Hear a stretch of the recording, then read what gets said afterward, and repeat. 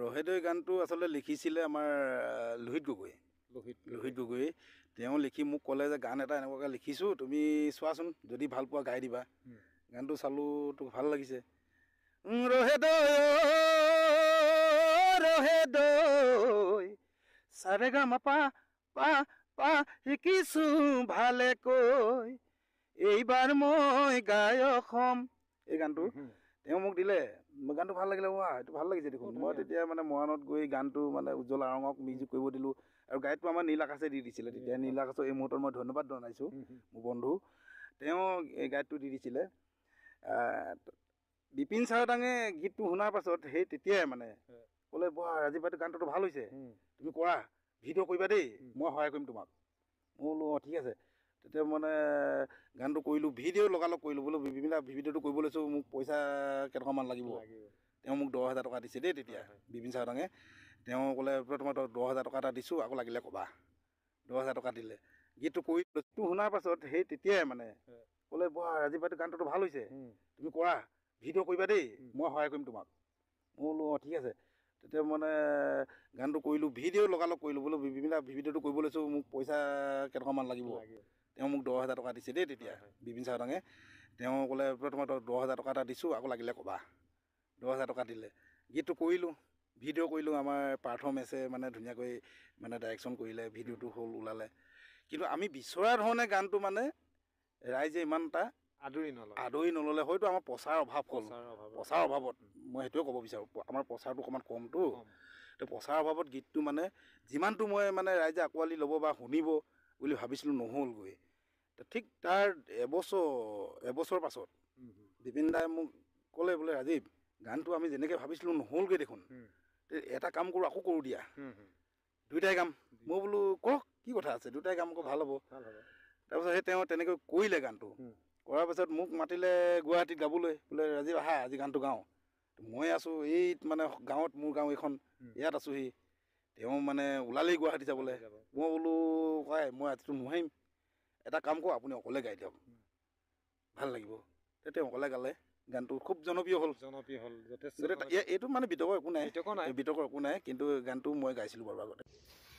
গাঁওখনি নগৰ হ'ল ভাল কথা বৰ, মনবোৰো বহল হ'ল আমাৰ মানুহৰ, সমাজখনে ল'লে গতি সময় সোঁতত উটি, ডাঙৰ মানুহ হ'ব লাগে আমাক ৰাতাৰাতি, বোলো বাপ জগতৰে গুৰুজনা থকা হ'লে আজি, আকৌ এবাৰ ক'লেহেঁতেন হৰি নামী গতি, আমাক আৰু কথা এটি ক'লেহেঁতেন ভাঙি পাতি, নাখাই নবৈ মৰিম এদিন নকৰিলে খেতি, নাখাই নবৈ মৰিম এদিন নকৰিলে খেতি,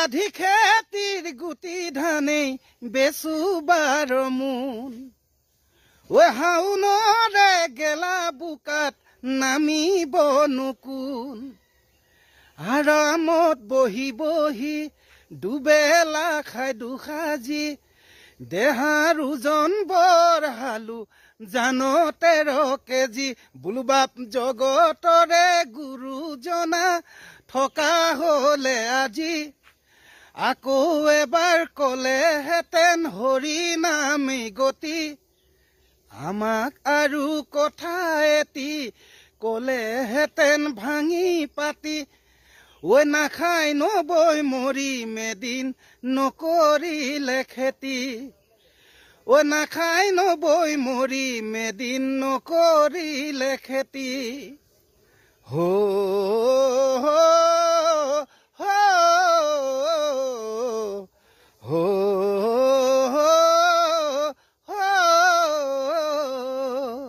নমস্কাৰ, মই ৰাজীৱ ফদিয়া।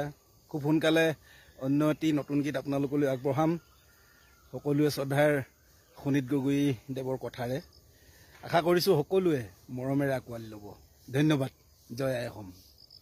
উচুপি নাথাকিবি চকু লুবুৱাই, হাতু ভনীৰে ধৰণী অ আই উচুপি নাথাকিবি চকু লুবুৱাই হাতু ভনীৰে ধৰণী অ আই সৰু সৰু মোৱা পুথি হাততে পাই সৰু সৰু মোৱা পুথি হাততে পাই বৰ বৰ শাল শিঙি পিছলি যায় হাতু ভনীৰে মিলি মাছকে ভগাই অসমীৰ ভাগতেহে ইলিচ মাছ পায়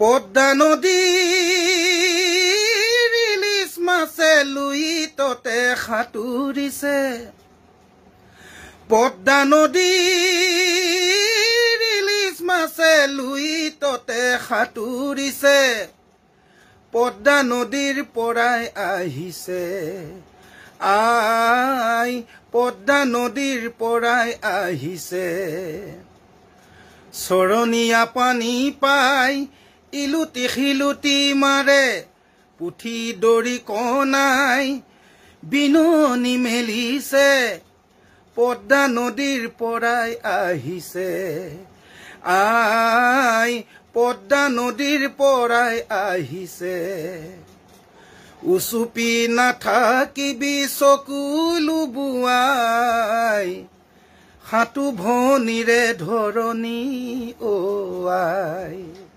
ধন্যবাদ।